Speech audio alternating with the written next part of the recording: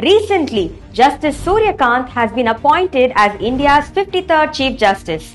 The Chief Justice of India is the head of the Supreme Court and the Indian judiciary. India's first Chief Justice was Harilal J. Kaniya. A person is eligible to be appointed as the Chief Justice of India if they are a citizen of India, have served as a judge of a high court for at least 5 years, have been an advocate in a high court for at least 10 years, are considered as a distinguished jurist by the President of India. Talking of appointments, the President appoints the Chief Justice of India under Article 124(2) of the Indian Constitution. The outgoing Chief Justice of India recommends their successor based on seniority. The Union Law Minister then forwards the recommendation to the Prime Minister, who then advises the President. Also, as per the second judge case of 1993, the senior-most Supreme Court judge is appointed as the Chief Justice of India. Talking of tenure, the Constitution does not specify a fixed tenure for the Chief Justice of India. However, it states that a judge can serve until 65 years of age. Removal of Chief Justice of India. As per Article 124(4) of the Indian Constitution, the Chief Justice of India can only be removed by an order of the President following an address by the Parliament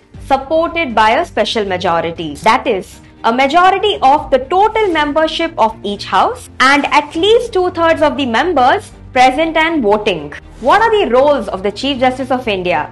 Allocation of cases to different benches and determining the composition of these benches. Heads the collegium that appoints and transfers judges to the Supreme Court and High Court. Administers oath to the President, and also appointment of ad hoc judges under Article 127 of the Constitution. This is an important topic from your GS paper 2, Polity. Thanks for watching. Do like and subscribe to Veranda IAS. Veranda IAS, where your dream becomes reality.